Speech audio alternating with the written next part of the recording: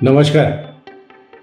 आज जो मैं आपको बताने जा रहा हूँ ये भविष्य में बहुत ही इम्पोर्टेंट होने वाला है, इसलिए इसे ध्यान से सुने।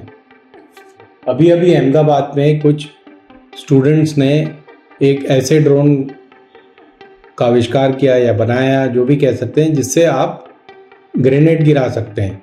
आर्मी ने उसे तुरंत 10 ड्रोन्स का ऑर्डर दे दिया है।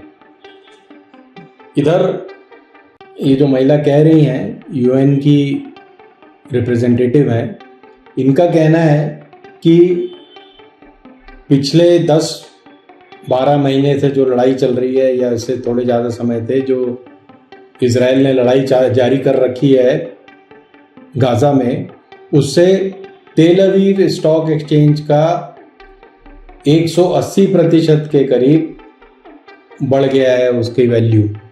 और इसको अगर हम पैसों की तरफ से देखें तो इसमें करीब $70 बिलियन का फ़र्क आया है पिछले 10-12 महीने में।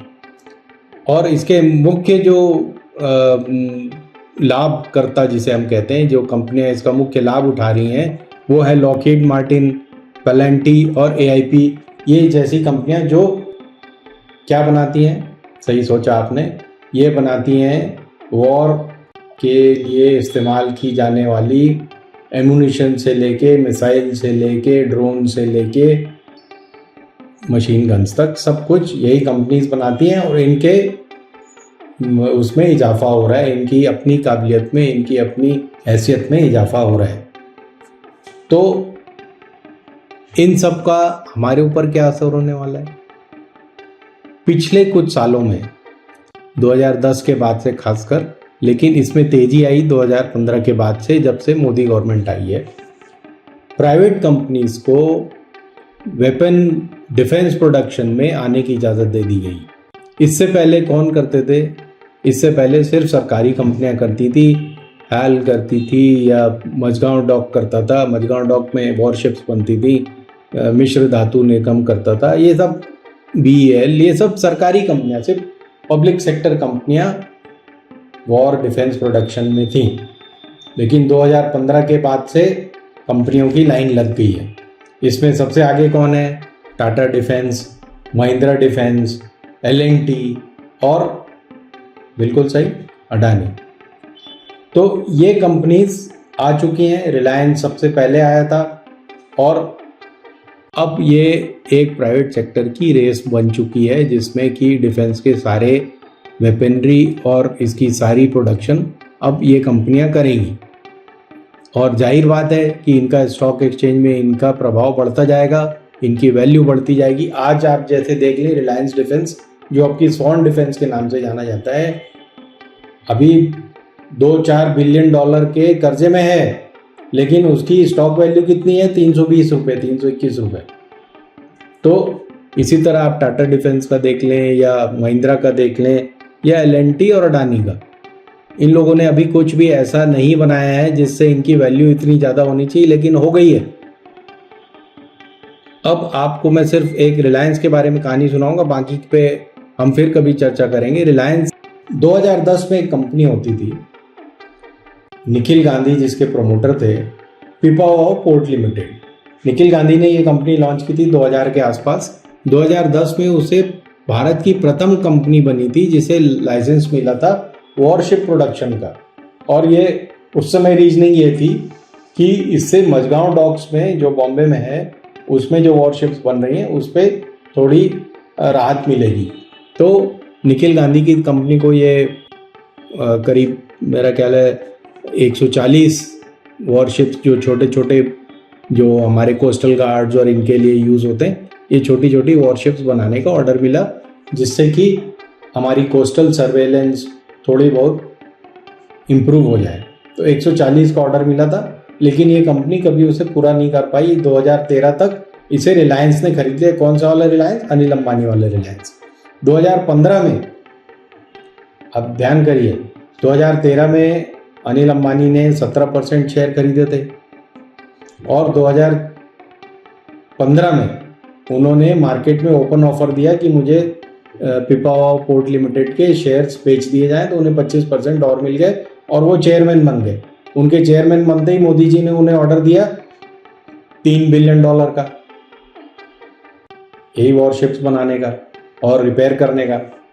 इस बीच में इन्हें अमेरिका की जो 7th फ्लीट है, जो कि पैसिफिक ओशन में और इंडियन ओशन में जिनका प्रेजेंस है, उनके पास भी करीब 150-200 शिप्स हैं यहाँ पर, और इनकी मेंटेनेंस लगती है।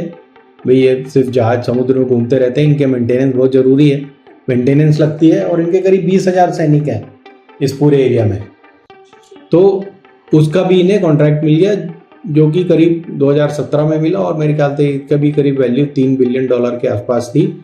लेकिन जैसा कि अनिल अंबानी करते आए हैं, 2020 तक आते आते वो दिवालिया हो गए, उन्होंने अपने आप को दिवालिया घोषित कर दिया। अब यहाँ से स्टोरी इंटरेस्टिंग हो जाती है। जब ये दिवालिया घोषित हो गए तो इसे खरीदा किसने? इसे खरीदा निखिल मर्चेंट ने। निखिल मर्चेंट कौन है? राधिका मर्चेंट के चाचा जी हैं। राधिका मर्चेंट कौन है? राधिका मर्चेंट की शादी अभी अभी आपने देखी है, किसके साथ हुई? हाँ, उन्हीं के साथ। तो अब आप समझे, ये रिलायंस एनर्जी से होते होते सॉन एनर्जी हो गई। सॉन एनर्जी और हेजल इंफ्रास्ट्रक्चर मिलके अब ये सॉन डिफेंस ओन करते हैं, जो ये वॉरशिप्स और ये सब बनाएगा। तो आप कितनी कंपनियों के पीछे पीछे छुपा छुपा के ये सब कर लें। अब टाटा क्या बनाएगा? टाटा बनाएगा ट्रांसपोर्ट एयरक्राफ्ट, जो कि इंडियन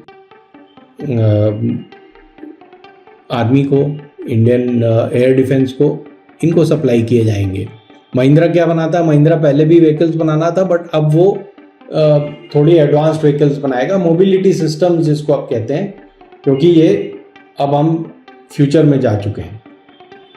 L&T क्या बनाएगा? ये बना रहा है राडार और अदर वेपनरी, जो राडार के साथ यूज में आती है।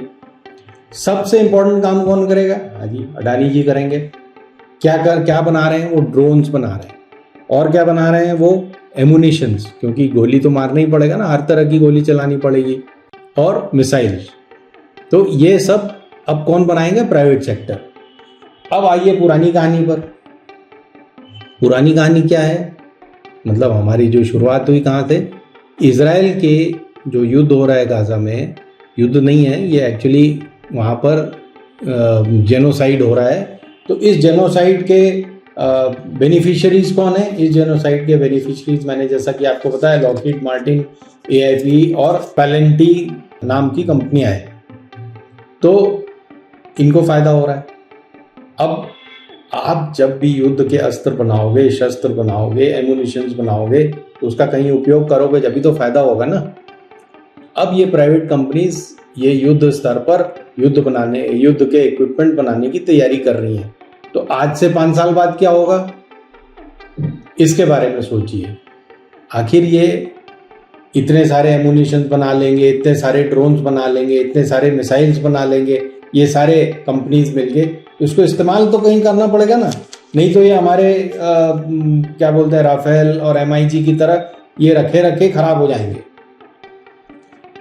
आप देखिए टर्की, जो कि डिफेंस प्रोडक्शन में बहुत लोग नहीं जानते थे उसको, लेकिन पिछले 10 साल में टर्की और ईरान ने, इजराइल तो था ही, इजराइल और रशिया, टर्की ने जो प्रोग्रेस की है हाई स्पीड ड्रोन बनाने में, वो टेक्नोलॉजी इजराइल से कौन ला रहा है? अडानी जी ला रहे हैं।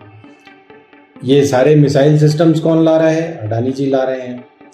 ये सारे ट्रांसपोर्ट एयरक्राफ्ट शायद वॉर प्लेन से ज़्यादा यूजफुल होंगे, क्योंकि आपको सामान पहुंचाना होगा बड़ी बल्क में, बल्क क्वांटिटी में, ऐसी जगहों पे जहाँ पर युद्ध हो रहा हो।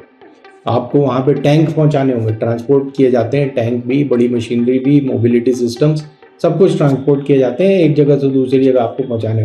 अब हमारे बॉर्डर्स आप देखिए, चीन, पाकिस्तान, बांग्लादेश और उधर भूटान में भी चीन घुसा हुआ है।